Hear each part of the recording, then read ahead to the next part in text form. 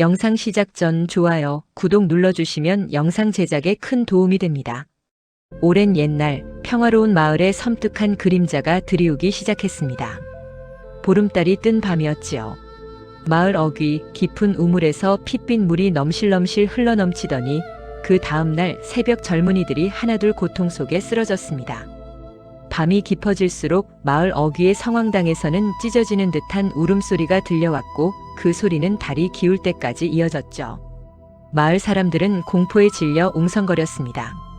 평화롭던 마을에 난데없이 의문의 역병이 퍼지기 시작한 건 그 무렵부터였습니다. 멀쩡하던 젊은이들이 쓰러지고 그 고통은 삽시간에 마을을 집어삼켰습니다. 사람들은 흉흉한 소문과 함께 이 모든 것이 알 수 없는 저주 때문이라고 수군거렸죠. 마을의 어른이자 지식인인 김진사는 병의 원인을 찾기 위해 이름난 의원들을 불렀지만 그들조차 역병의 기세 앞에 속수무책이었습니다. 마을 회관의 대들보에는 갑자기 검은 균열이 생기기 시작했고 그 균열을 따라 이상한 형상들이 나타나는 지경이었어요. 마을의 활기는 사라지고 죽음의 그림자가 짙게 드리웠습니다. 역병으로 가족을 잃고 홀로 남은 젊은 이 청년은 원인을 찾아 헤매다 마을의 풍수가 잘못되었다는 소문을 듣게 됩니다. 그는 지푸라기라도 잡는 심정으로 인근 산에 은거하며 풍수를 연구하는 박도사를 찾아갔습니다. 박도사는 오래전 마을의 번영을 위해 판세 우물이 후천 8괴의 기운을 잘못 건드렸을 수 있다고 경고했어요. 그는 특정 방향의 수맥을 막지 않으면 마을의 음양의 조화가 영원히 깨질 것이라고 말했습니다. 하지만 김진사는 이를 그저 미신으로 치부하며 박도사의 조언을 무시해버렸습니다. 그는 과학적이고 이성적인 해결책만을 고집했지요. 보름달이 뜰 때마다 우물에서는 쇠 비린내가 더욱 진동했고 성황당의 울음소리는 더욱 처절해졌습니다. 박도사는 우물 주변을 면밀히 살핀 후 8괴의 형상을 띤 바위들이 불균형하게 놓여있음을 지적했습니다. 이것은 땅의 생기를 거스르는 행위요. 보이는 것이 다가 아님을 땅의 기운은 늘 속삭이고 있습니다. 그의 말에 마을 사람들은 점차 귀 기울이기 시작했지만 김진사는 끝까지 그의 조언을 듣지 않았습니다. 오히려 그는 우물의 제사를 지내는 것으로 대신하며 이것이야말로 하늘에 드리는 정성이라고 생각했어요. 그러나 밤마다 마을 회관 대들보의 균열은 더욱 벌어졌고 이상한 형상들은 꿈틀거리는 듯 섬뜩한 모양을 하고 있었습니다. 김진사의 고집 때문이었을까요? 역병은 더욱 심해졌고 마을의 가축들까지 병들어 죽어갔습니다. 싱싱하던 우물물은 더 이상 마실 수 없을 정도로 쇠 비린내가 진동했습니다. 이 청년은 역병으로 남아있던 모든 가족을 잃고 절규했습니다. 마을 사람들은 김진사를 원망하며 등을 돌렸습니다. 그제야 김진사는 자신의 어리석음을 깨닫고 박도사를 찾아가 용서를 빌었습니다. 그의 얼굴에는 오랜 고뇌와 후회가 가득했습니다. 박도사는 뒤늦게나마 김진사를 돕기 위해 다시 우물 주변을 살폈습니다. 보름달이 뜨는 밤 우물 바닥에 박혀있던 낡은 해시계가 어렴풋이 드러났습니다. 이 해시계는 원래 마을의 정북 방향을 가리켜야 했으나 우물을 파면서 지기가 뒤틀려 서북 방향을 가리키고 있었던 것입니다. 해시계의 왜곡된 방향은 후천 8괴의 흐름을 거슬러 음양의 조화를 깨트린 명백한 증거였습니다. 아까 그 쇠 비린내는 핏빛 물과 함께 땅의 생기가 뒤틀려 나는 소리였던 게죠.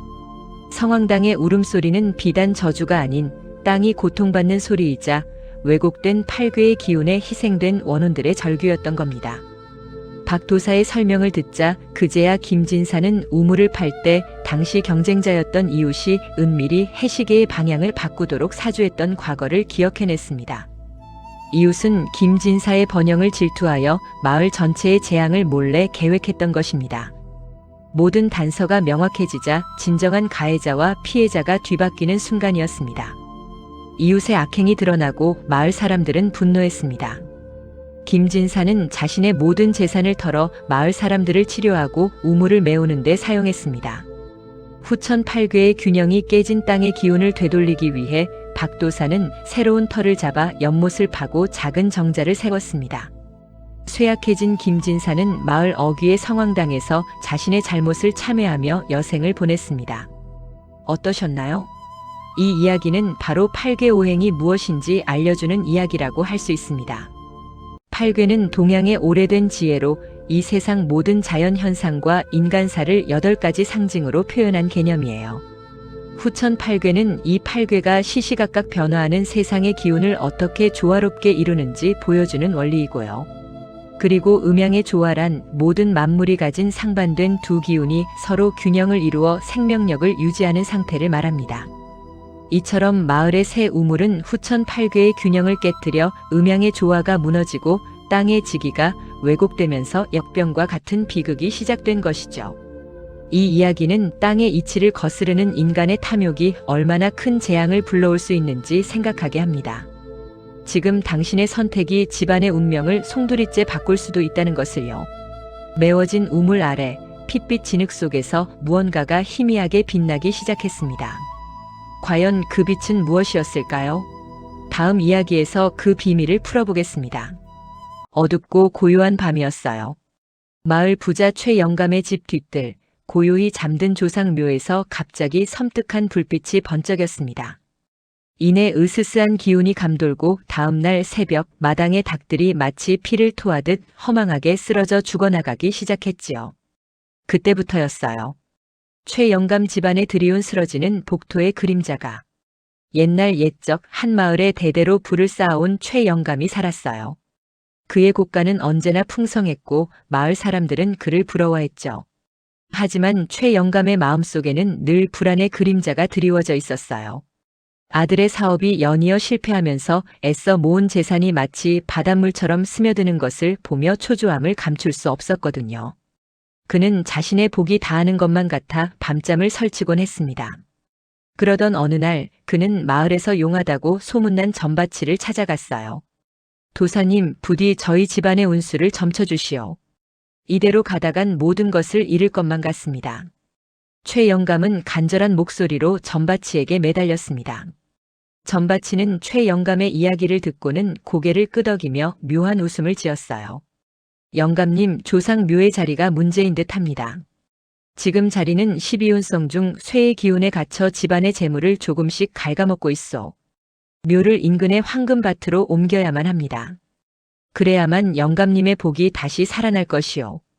이 황금밭은 사실 마을 소장농 강씨가 대대로 농사를 짓던 땅이었어요. 강 소장농은 조상 대대로 물려받은 땅이라며 묘 이장을 강력히 반대했죠. 이 땅은 저희 집안의 생명과 같습니다. 아무리 돈을 많이 주신다 한들 이 땅만은 내어드릴 수 없습니다. 강 씨는 애원했지만 최영감의 탐욕은 이미 그의 귀를 막아버렸습니다. 쯔쯔, 내 자리를 양보하라는 것도 아니고 겨우 묘자리 하나 빌리는 것이 무엇이 그리 어렵단 말이냐. 더도 말고 덜도 말고 내가 원하는 대로 해주마. 최영감은 강 씨의 간절한 부탁을 무시한 채 막대한 돈을 주고 땅을 빼앗아 억지로 조상묘를 이장하고 말았습니다. 마을 사람들은 혀를 차며 그의 탐욕을 수군거렸어요. 최영감이 너무했지. 아무리 재물에 눈이 멀었다 한들 저럴 수가 있나. 묘를 황금밭으로 옮긴 후 최영감은 마음속으로 큰 복이 찾아오기를 기대했어요. 하지만 그의 기대와는 달리 아들의 사업은 더욱 나락으로 떨어졌고 집안의 재물은 밑빠진 독처럼 끊임없이 사라져갔습니다. 마치 땅이 재물을 빨아들이는 듯한 기분이었죠. 최영감은 다시 점바치를 찾아가 따져 물었어요. 도사님, 어찌된 일입니까? 묘를 옮겼는데도 복은 오지 않고 오히려 재산만 더 줄어들고 있지 않습니까? 점바치는 태연하게 웃으며 말했어요. 영감님, 너무 조급해 마십시오. 이것은 12운성 중 쇠의 기운을 완전히 벗어나기 위한 마지막 고비일 뿐입니다. 이제 곧 큰 복이 올 것이니 더 많은 재물을 묘에 바쳐야 합니다. 그래야 그 기운이 영감님 집안에 완전히 정착할 것입니다. 최영감은 점바치의 말에 또다시 현혹되어 남은 재산마저 묘에 바치기 시작했습니다. 매 초하루 밤이 되면 최영감의 집 마당에서는 알 수 없는 비릿한 악취가 진동했어요. 처음엔 그저 죽은 닭 때문이려니 했지만 닭들이 모두 죽은 후에도 악취는 사라지지 않고 더욱 심해졌죠. 묘 주변의 밭에는 기이하게도 가뭄이 들어 작물들이 말라 죽어갔는데 신기하게도 다른 마을 밭은 멀쩡했어요. 최영감의 아내는 매일 밤 묘지에서 어린 자식들이 울부짖는 섬뜩한 악몽에 시달리며 병들어갔습니다. 여보, 나는 무서워서 더 이상 이 집에서 잠들 수가 없어요. 꿈에서 자꾸 아이들이 묘지에서 나를 부르는 것만 같아요. 아내의 흐느낌에도 최영감은 전바치의 말만 굳게 믿으며 곧 복이 올 것이라고 자신을 다독였어요. 그렇게 최영감은 전바치의 말에 노라나 재산을 탕진하며 점차 모든 것을 잃어갔습니다. 그의 곳간은 텅 비었고 집안은 비참해졌어요. 어느 날 강 소장농이 황망한 얼굴로 최영감을 찾아와 울부짖었습니다.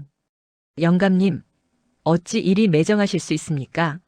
영감님 조상 묘에서 흘러나온 핏빛 흙이 제 황금밭을 모두 망쳐버렸습니다. 이젠 농사도 지을 수 없게 되었으니 저희 식구들은 모두 굶어 죽을 판입니다.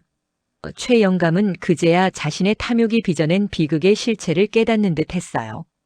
그의 눈앞에는 황폐해진 황금밭과 고통받는 강 소장농의 모습이 선명하게 들어왔습니다. 하지만 이미 때는 너무 늦었습니다.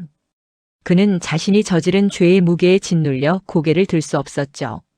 강 소장농의 황금밭이 핏빛 흙으로 황폐해지는 동안 최영감의 집 마당에 묻힌 조상 묘 주변의 나무들이 점점 잎을 떨구고 검게 변하는 징후가 나타났습니다. 처음에는 단순히 묘가 옮겨지면서 주변 환경이 변했나 했지만 그 나무들은 묘지에서 뿜어져 나오는 쇠의 기운을 흡수하며 비틀어지고 있었던 것이었어요. 마치 묘가 땅의 생기를 빨아들이듯 이 나무들은 최영감 집안의 본래 생기마저도 갉아먹고 있었던 것이지요. 최영감은 전바치에게 묘를 이장하며 받았던 서책을 다시 펼쳐보았습니다. 그 서책에는 12운성 중 쇠의 기운은 생명을 갉아먹는 특성을 가지고 있으며 이 기운을 잘못 조작하면 오히려 땅의 기운이 역행하여 주인의 운명까지 쇠락하게 만든다는 경고가 적혀 있었습니다. 전바치는 단순히 묘를 옮기라고 한 것이 아니었어요.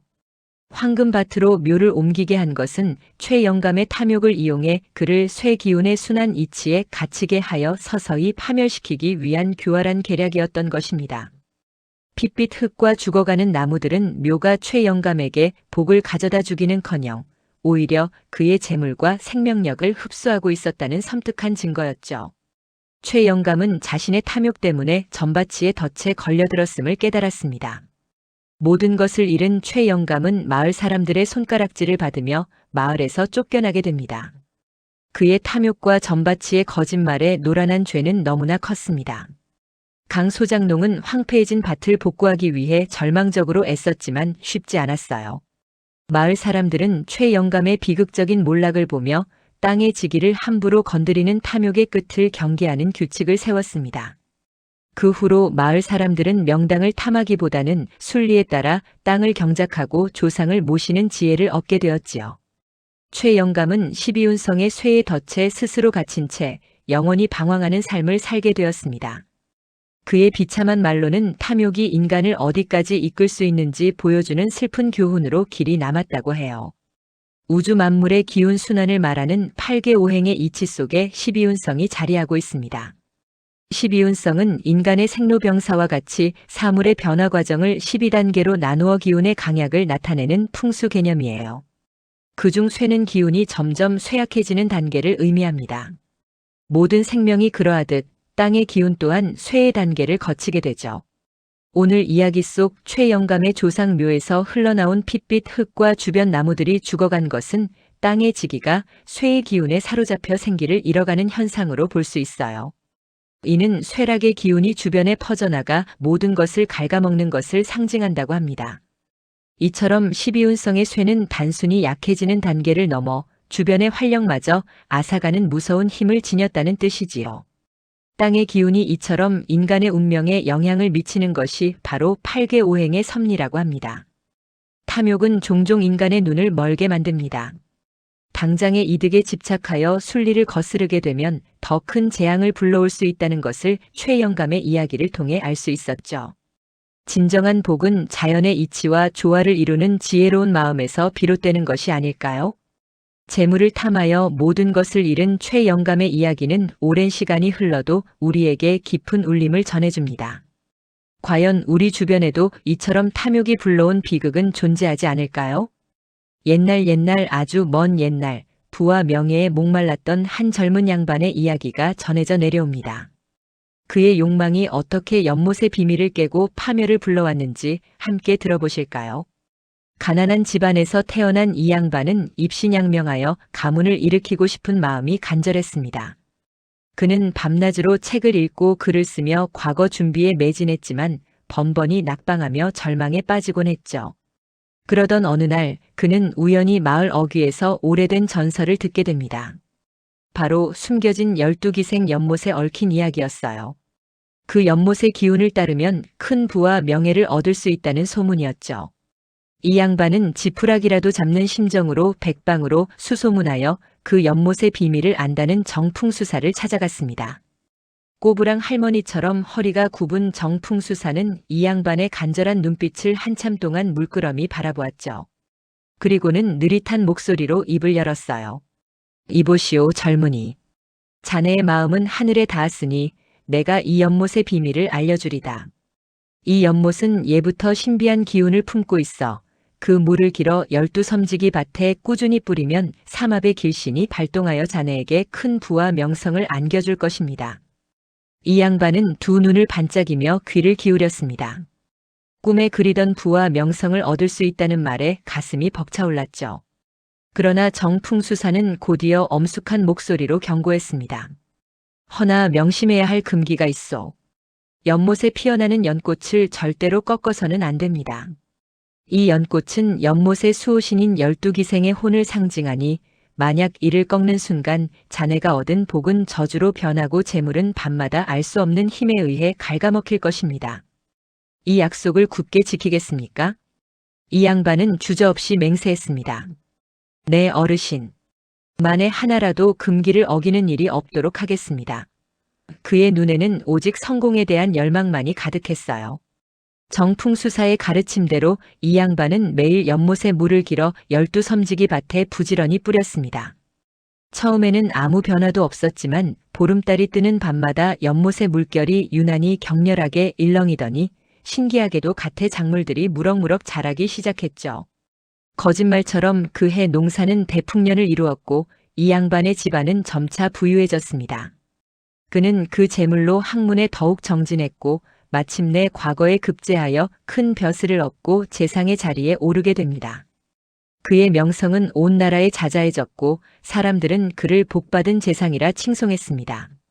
이 양반은 연못을 아름답게 꾸미고 그 안에 피어나는 연꽃들을 지극정성으로 아꼈습니다. 연못은 그의 삶의 상징이자 비밀스러운 보물이 되었죠. 그의 정원에는 매일 아침 연못의 물이 미묘하게 붉은 빛을 띠곤 했지만 그는 그저 물에 비친 햇살 탓이라 여기며 대수롭지 않게 생각했습니다. 보름달이 뜨는 밤이면 연못 주변의 오리들이 하나둘 사라지고 이상한 검은 물고기 떼가 나타나곤 했지만 그는 그저 자연의 섭리려니 하며 별다른 의심을 품지 않았어요. 그러던 어느 날 이 양반은 나라의 큰 잔치를 열어 많은 권력자를 초대했습니다. 잔치는 무르익었고 모두가 그의 부와 명성에 찬사를 보냈죠. 그때 가장 높은 자리에 앉은 권력자가 그의 정원을 둘러보다 연못의 연꽃을 발견했습니다. 제상나리의 정원에 이토록 아름다운 연꽃이 피었구려. 이 기이하고도 고운 자태는 생전 처음 보는 듯하오. 감히 한 송이 꺾어 제 방에 두고 감상할 수 있겠소? 이 양반의 얼굴에는 당혹감이 스쳤습니다. 연꽃을 꺾지 말라는 정풍수사의 엄중한 경고가 뇌리를 스쳤죠. 하지만 권력자의 청을 거절하는 것은 자신의 체면뿐 아니라 정치적 입지에도 큰 타격을 줄 수 있는 일이었습니다. 잠시 갈등하던 이 양반은 결국 체면을 지키는 쪽을 택했습니다. 하하, 별 말씀을요. 귀한 손님께서 원하신다면 마땅히 바쳐야지요. 그는 떨리는 손으로 연못에 피어난 가장 아름다운 연꽃 한 송이를 꺾어 권력자에게 바쳤습니다. 연꽃이 그의 손에서 떨어져 나가는 순간 연못의 물은 섬뜩할 정도로 핏빛으로 변했고 연못 속에서 슬픈 여인의 울음소리가 메아리치며 잔치에 참석한 모든 이를 오싹하게 만들었습니다. 모두가 숨을 죽였지만 이 양반은 애써 태어난 척하며 잔치를 이어갔습니다. 그날 밤부터 이 양반의 삶은 지옥으로 변하기 시작했습니다. 보름달이 뜨는 밤마다 연못에서 들리던 울음소리는 더욱 선명해졌고 그의 재물은 물처럼 끊임없이 새어나갔습니다. 밭의 작물은 시들고 사업은 실패를 거듭했습니다. 사람들은 그를 저주받은 재상이라 부르며 손가락질하기 시작했죠. 그러던 어느 날 버림받았던 기생 매화가 그의 앞에 나타나 조롱하듯 말했습니다. 보름달이 뜨는 밤마다 연못의 물결은 더욱 거세지고 핏빛 연꽃이 피어날 겁니다. 탐욕에 눈이 멀어 금기를 어긴 자의 말로가 얼마나 비참한지 이제야 깨달으셨습니까? 매화의 조롱 섞인 말은 이 양반의 마음을 더욱 후벼 팠고 그는 점차 파멸로 향했습니다. 그의 몸은 수척해지고 밤마다 악몽에 시달리며 잠 못 이루는 나날을 보냈습니다. 이 양반의 파멸이 임박했을 때 그의 어릴 적 친구였던 늙은 대목수가 그를 찾아왔습니다. 대목수는 이 양반이 예전에 연못을 정비하며 정리해 두었던 낡은 기록들을 건네주었죠. 그 기록 속에는 이 양반이 젊은 시절 정풍수사를 만나기 전 연못에 대해 공부했던 내용들이 빼곡히 적혀 있었습니다. 대목수는 기록 중 연꽃에 관한 부분을 유심히 살피다 깜짝 놀랐습니다. 날이 여기에 명확히 적혀 있습니다. 이 연못의 연꽃은 단순한 금기가 아니라 삼합의 길신을 유지하는 핵심이라고요. 연꽃이 피어나는 방식 자체가 삼합의 기운을 이루는 중요한 단서였는데 만약 연꽃을 꺾으면 연못의 삼합 기운이 파괴되어 재물이 아니라 오히려 수명을 갉아먹는 흉수로 변한다고 쓰여 있네요. 이 양반은 자신의 어린 시절 기록을 보고 충격에 빠졌습니다.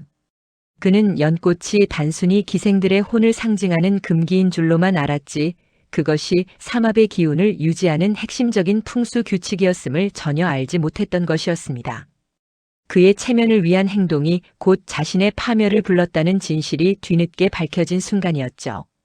이 양반은 자신이 진정으로 지켜야 할 가치가 무엇이었는지 깨닫고 참회했습니다.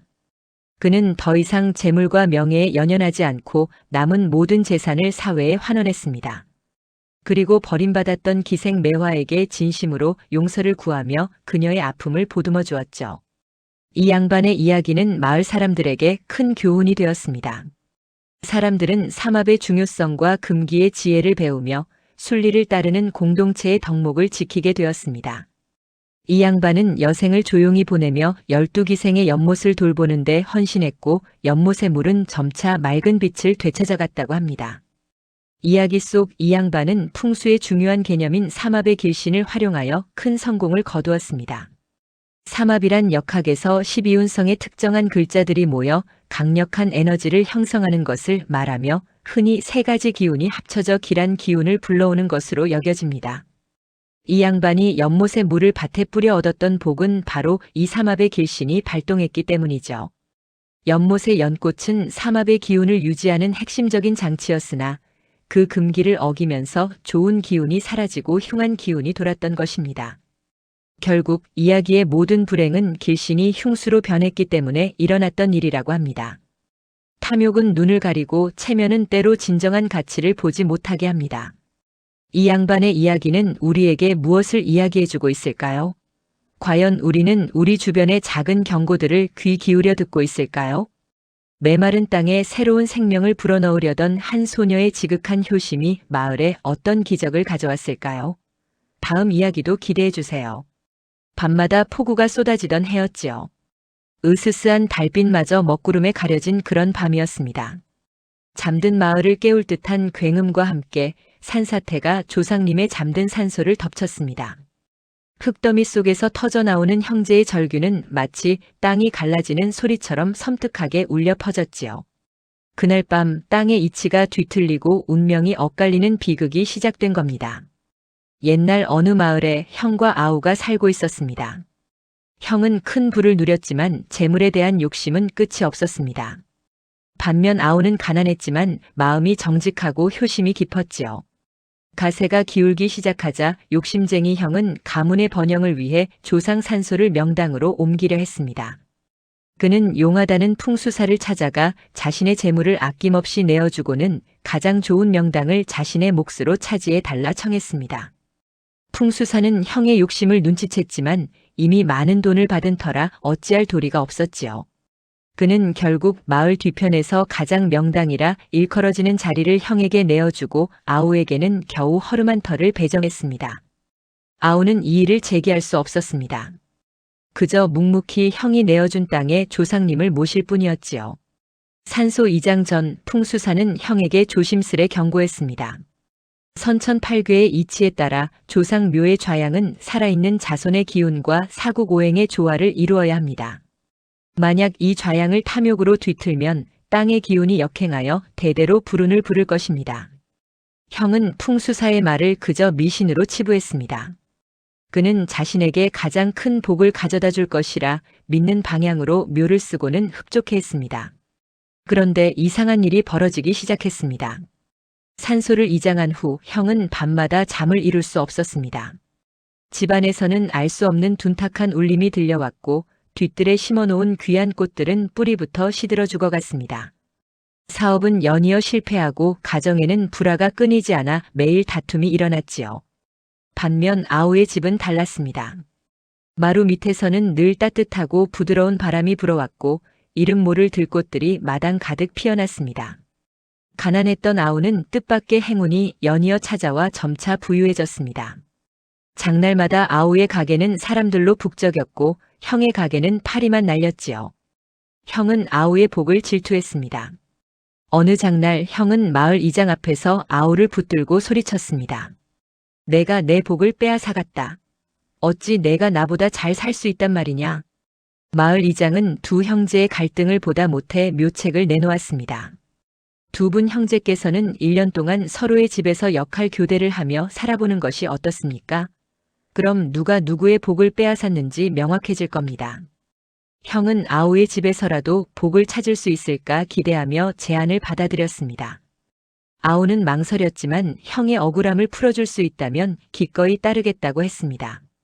그렇게 형제는 1년 동안 서로의 집에서 맞바꿔 살게 되었습니다. 그러나 1년 후 형의 상황은 더욱 비참해졌습니다. 아우의 집에서 사는 동안에도 그의 사업은 나아지지 않았고 하는 일마다 꼬이기만 했습니다. 반면 아우는 형의 큰 저택에서 살면서도 여전히 평안했습니다. 아우의 집으로 찾아오는 손님은 끊이지 않았고 아우의 손이 닿는 곳마다 번영의 기운이 맴돌았지요. 형은 그제야 자신의 불운이 아우 때문이 아님을 깨달았습니다. 하지만 이미 그의 명성은 바닥에 떨어져 마을 사람들에게 조롱받는 신세가 되고 말았습니다. 두 형제는 역할 교대를 하던 중 우연히 각자의 집에서 낡은 족보를 발견했습니다. 이 족보에는 오래전 조상 산소에 얽힌 비밀 기록이 담겨 있었습니다. 원래의 산소 자리는 사실 아우의 가문의 더 길한 터였으나 형의 조상이 자신의 욕심으로 그 터를 탐했다는 기록이었습니다. 풍수사가 경고했던 것처럼 선천팔괴의 좌양을 잘못 이해하고 탐욕으로 묘를 썼던 형의 조상이 오히려 자신의 대를 망쳐놓았음이 밝혀진 것이지요. 더욱 놀라운 것은 형의 뒤뜰에서 뿌리째 시들어 죽어가던 꽃들과 아우의 마당에서 만발했던 들꽃의 차이였습니다. 형의 조상이 묻힌 자리는 선천팔괴의 기운이 왜곡되어 땅의 생기를 거스르는 곳이었기에 주변의 식물들마저 생기를 잃고 말았던 겁니다. 반대로 아우의 조상이 비록 허름한 터에 묻혔으나 순리에 따른 선택으로 오히려 그 땅이 가진 본연의 지기를 유지하여 자손에게 평안과 번영을 가져다 주었던 것이지요. 족보의 기록은 누가 진정으로 가해자였고 누가 피해자였는지 명백히 보여주었습니다. 진정한 복은 탐욕이 아닌 순리에서 온다는 진실이 그제야 만천하에 드러난 것입니다. 형은 자신의 조상부터 이어진 탐욕의 굴레를 깨닫고 깊이 참회했습니다. 그는 아우에게 진심으로 용서를 구하고 자신의 모든 재산을 어려운 이웃과 마을 공동체를 위해 사용했습니다. 아우는 형의 진심을 보고 그를 용서했습니다. 마을 사람들은 이들의 이야기를 통해 선천팔괴와 사국오행의 이치가 인간의 순리와 어떻게 맞닿아 있는지 깨닫게 되었습니다. 형제는 다시 화목해졌고 마을은 진정한 화합을 이루며 번영하는 따뜻한 공동체로 거듭났습니다. 형은 여생을 조용히 마을 공동체를 위해 헌신하며 땅의 이치를 거스른 죄를 뉘우쳤다고 합니다. 선천팔괴는 우주 만물이 생성되기 이전의 이치를 상징하는 풍수 개념입니다.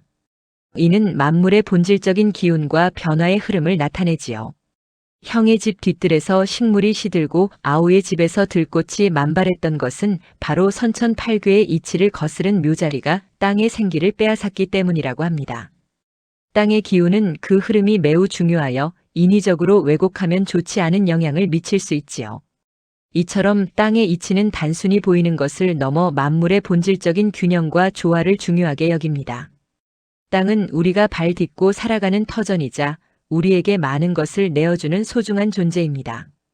땅의 이치를 탐욕으로 거스르거나 인위적인 힘으로 조작하려 하면 결국 그 대가는 고스란히 우리 자신에게 돌아오는 법이지요. 순리에 따라 겸손한 마음으로 땅을 대할 때 비로소 진정한 평화와 번영을 얻을 수 있습니다. 이렇듯 땅이 품고 있는 이야기는 우리 삶의 지혜를 담고 있습니다. 다음 이야기에서는 또 어떤 땅의 비밀이 우리를 기다리고 있을까요? 한겨울 매서운 바람이 스산하게 부는 깊은 산골 마을이었어요. 온 세상이 하얗게 얼어붙은 그 시린 밤, 작은 소녀 보람이는 꽁꽁 언 얼음물에 맨발을 담그고 있었죠. 물길을 막아선 돌멩이들을 힘겹게 치우려는 소녀의 어깨는 잔뜩 움츠러들어 있었고 얼음장 같은 물속에서 피어나는 희미한 입김은 소녀의 흐느낌처럼 보였습니다. 마을의 우물은 바닥을 드러낸 지 오래, 병든 어머니는 밤낮으로 목마름에 시달리고 있었어요. 이 작은 소녀의 간절한 몸부림은 과연 누구에게 닿을 수 있었을까요? 깊은 산골에 자리한 이 작은 마을은 평화로웠지만 겨울만 되면 유독 물이 귀했어요. 그래도 마을 중앙의 우물은 늘 마르지 않는 샘물처럼 주민들의 목을 축여주었죠. 하지만 언제부터인가 우물물은 점차 줄어들더니 올겨울에는 아예 바닥을 드러내고 말았습니다. 마을 사람들은 저마다 한숨을 쉬었지만 그 중에서도 가장 마음 아파하는 이는 병든 어머니를 모시던 소녀 보람이었어요. 보람이의 어머니는 오랜 병으로 몸져 누워 밤낮 없이 목말라하셨습니다. 마을 우물이 마르자 보람이는 어머니를 위해 마을 외곽에 흐르는 맑은 샘물을 찾아 나섰죠. 그 샘물은 첩첩산중 깊은 곳에 있었고 가파른 언덕과 험한 길을 돌아야 겨우 도착할 수 있는 곳이었어요. 연약한 소녀의 몸으로 매일 그 먼 길을 오가며 물을 깃는 것은 너무나 힘든 일이었답니다. 보람이는 생각했어요.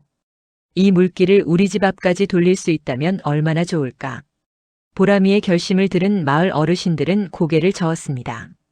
아주 오래전 지혜로운 옛 풍수사가 이 물길을 만들며 이 물줄기는 12가지 운성의 흐름에 맞춰 마을의 생기를 유지하는 귀한 맥이니 함부로 방향을 바꾸거나 막으면 마을 전체의 지기를 해치는 금기가 될 것이오라고 경고했거든요. 이 말을 들은 보람이는 잠시 망설였지만 죽어가는 어머니를 외면할 수는 없었습니다. 결국 보람이는 마을 어르신들의 경고를 뒤로한 채 해질 무렵마다 연약한 몸으로 돌멩이들을 치우며 물길을 바꾸는 일에 매달리기 시작했어요. 매일 해가 질 무렵 보람이는 찬 물속에 손을 담그고 작은 돌멩이들을 하나하나 옮겼습니다. 손발은 꽁꽁 얼어 터지고 옷은 흙투성이 가되었지만 어머니의 앙상한 모습을 떠올리며 포기하지 않았어요. 마을 사람들은 처음에는 어리석은 짓이라며 혀를 찼지만 이내 효심 깊은 소녀의 간절함에 숙연해졌죠. 물길이 조금씩 보람이의 집을 향해 흐르기 시작하면서 놀라운 일이 벌어졌습니다. 신기하게도 어머니의 얼굴에 희미하게나마 생기가 돌기 시작한 것이었어요. 어머니는 마침내 그 맑은 샘물을 한 모금 마시며 오랜만에 편안한 잠이 드셨습니다. 그러나 물길이 거의 다 돌려졌을 무렵 마을에는 더 큰 재앙이 닥쳐왔습니다. 마을의 유일한 식수원이자 생명의 줄기였던 중앙 우물이 완전히 말라버린 것이었어요. 깨끗하고 맑았던 우물 바닥은 온통 갈라지고 말라버려 더 이상 한 방울의 물도 찾아볼 수 없었습니다. 우물 옆에 무성하게 자라던 풀과 나무들도 시들기 시작했고 마을 전체가 극심한 식순환에 시달리게 되었습니다. 보람이는 자신이 벌인 일 때문에 마을에 큰 피해를 주었음에 한없이 좌절했어요. 그때 기적처럼 어머니의 병세가 갑자기 호전되기 시작했습니다. 이제는 자리에서 일어나 앉을 수도 있을 정도로 기력을 회복하신 어머니는 보람이의 손을 잡고 말씀하셨죠. 물길은 함부로 바꾸는 것이 아니나 너의 지극한 효심이 땅의 생기를 움직였구나. 보람이는 어머니의 말을 듣고 다시 물길을 살폈습니다. 그녀가 물길을 가로막고 옮겼던 큰 바위 아래에서 흙먼지가 잔뜩 묻은 낡은 책 한 권이 드러났습니다. 바로 오래전 옛 풍수사가 남긴 풍수 지리서였어요.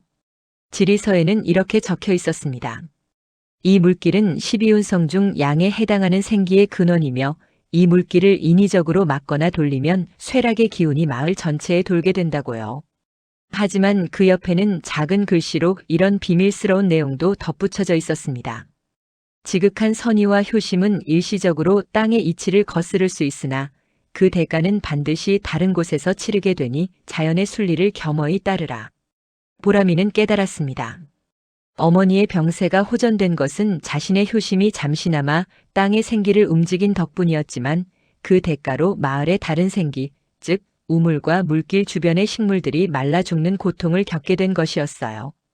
선의의 행동이었음에도 불구하고 자연의 큰 흐름을 거스른 대가는 너무나 컸던 것입니다. 보람이는 자신이 얼마나 큰 실수를 저질렀는지 깨닫고 깊이 참회했습니다. 그녀는 망설임 없이 자신이 돌렸던 물길을 원래대로 되돌리는 일에 착수했어요. 그리고 마을 우물까지 이어지는 새로운 보조물길을 냈습니다. 이 보조물길은 12운성의 순환을 방해하지 않으면서도 마을 전체에 고르게 생기를 공급하는 역할을 했죠. 보람이의 지극한 효심과 뒤늦은 깨달음은 마을 사람들에게 큰 교훈을 주었습니다. 마을은 다시 풍요와 활력을 되찾았고 보람이는 건강을 완전히 회복한 어머니와 함께 평안하고 행복한 삶을 살게 되었어요. 그녀의 이야기는 대대로 전해져 내려오는 풍수와 효심의 아름다운 민담이 되었다고 합니다. 오늘 이야기 속에는 12운성과 생기, 그리고 직이라는 중요한 개념들이 숨어 있었습니다. 12운성이란 인간의 삶과 자연의 흐름을 12단계로 나눈 운명의 주기라고 합니다. 우리 이야기에 나온 물길은 바로 이 12운성 중 양의 기운, 즉 생기를 마을에 불어넣는 중요한 통로였던 셈이죠. 보람이의 효심이 일시적으로 물길의 흐름을 바꿨을 때 마을 우물이 말라버린 것은 바로 그 생기의 흐름이 끊기면서 전체 지기의 균형이 무너졌기 때문이라고 해요. 모든 것은 서로 연결되어 있음을 보여주는 사례라고 할 수 있습니다. 이처럼 땅의 기운인 지기는 한쪽이 바뀌면 다른 쪽에도 영향을 미치는 섬세한 조화를 가지고 있다고 전해진답니다. 자연의 섭리는 인간의 지혜보다 더 깊은 곳에 자리하고 있습니다. 아무리 선하고 순수한 의도라 할지라도 자연의 흐름을 거스르면 예상치 못한 대가를 치르게 될 수 있다는 것을 보람이의 이야기는 알려주고 있습니다. 진정한 번영은 개인의 욕심이 아닌 전체의 조화와 순리를 따르는 마음에서 시작되는 것이 아닐까요? 보람이의 이야기는 땅의 지기가 품고 있는 깊은 의미를 다시 한번 되새기게 합니다. 이 땅 위에서 살아가는 우리들의 선택 하나하나가 과연 어떤 운명의 씨앗을 뿌리고 있는 것일까요?